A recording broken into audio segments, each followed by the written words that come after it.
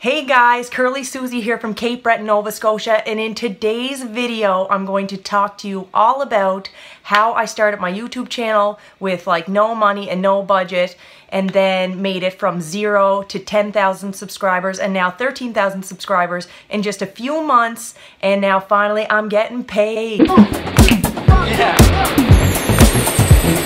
So the first thing that you need to start your YouTube channel is an idea of what your content is going to be about. So my content is primarily about curly hair and the curly girl method and how to naturally style curly hair.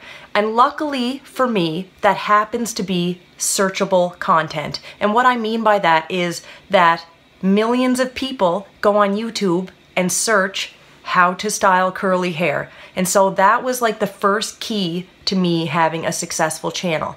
So let's say your passion is, I don't know, health and fitness, okay? That's something that's like super common.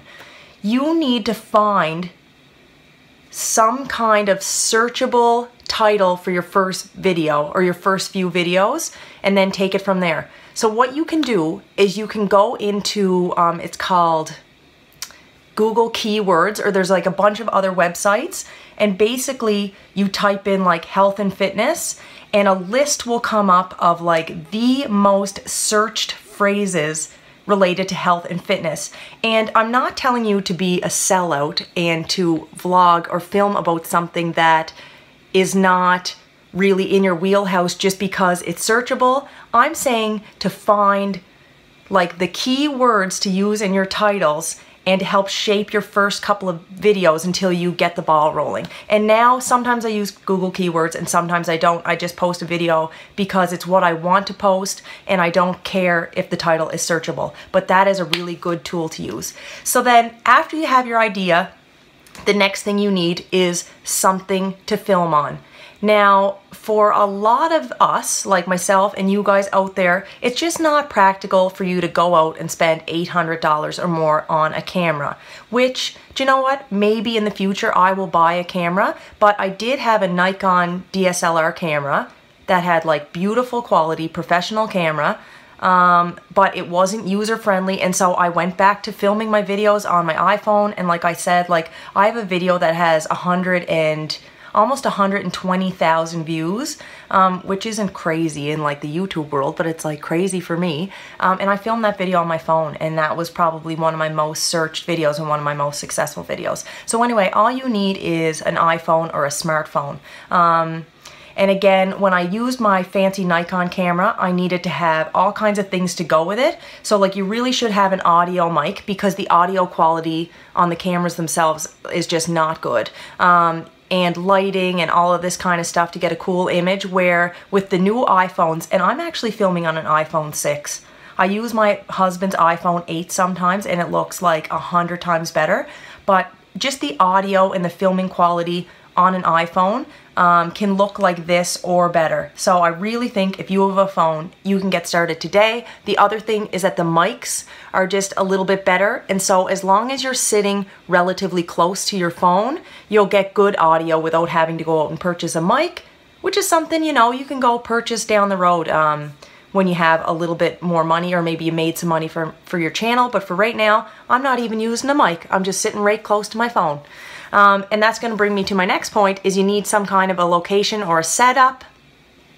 And one thing is, if you are filming with your phone with no lighting, you need two things. You need to film in a room with good natural light. I have to film in my spare room right now for the most part because there's a huge window in it and there is a plain background. I do use like a colorful background sometimes, but I find with no lighting, it's better off for me to film on the white background. And then what else do you need? Oh, you need editing software. So for me, I was very, very lucky because I had an old MacBook from when I was in university and it happened to have iMovie on it. So I did say like how to start your channel for free, but you do need either a tablet or a laptop. So if you don't have one, then you may have to find something, use or borrow one, and just check it out. But I do recommend iMovie for startup. There are a few free editing software versions that you can get online. You can just download them for free, but I didn't really have any success finding one that I liked as much as iMovie, and I had the iMovie. So there's your editing software, and that's it. And then you just have to upload your video to YouTube. And the editing software is like super straightforward, and you just have to play around with it a little bit. And then since I shot my first video, I learned how to do things like put the thumbnail in the video, or like put like the Facebook symbol up here if I wanted people to follow my social media. Or if I was talking about a hair product that I didn't have on hand, either because I used it all and I threw out the bottle or something, I learned how to make an image appear in my video. And I can talk about all that kind of stuff in another video, but that's just kind of neat stuff that I just kind of learned along the way, but that you don't need to know to make your first video. I'm telling you to make your first video. So in the very end of this video right now, I'm just going to give you a couple of tips that I think made my channel relatively successful as a startup channel. So the first one I already mentioned. The first one is that you have to talk about something and make some videos about something that you are actually interested in. If you are just making videos on a topic because you think it's popular, I don't care how good of an actor you are, you can tell that it's phony. So you really need to find something that you enjoy talking about. The second thing that I'm gonna say, and this like kind of really hits home for me, is be yourself on camera. And that's kind of hard at first, but I'm gonna tell you couple of things. When I first started, so like the first 2 videos I put out, I watched other curly hair YouTubers and I saw that they had like perfect makeup, perfect eyebrows, everything, like they were dressed beautifully and all that kind of stuff. And so like I went out and I bought fake eyelashes and I did like a full face of makeup, and I found I was like very stiff on camera. And that is because I have kind of an unusual accent.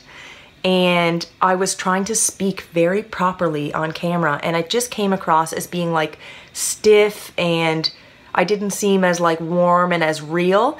And so I find the more comfortable I got and like the less makeup I started wearing, and I do wear makeup, but right now I'm wearing the same amount of makeup that I wear like every day. Like this is me, this is the real me. As soon as I started being the real me, and as soon as I started just relaxing and, you know, speaking in my regular speaking voice, people were very receptive to that. So I got like tons of comments in the beginning being like, oh my God, where is your accent from? Like, where are you from?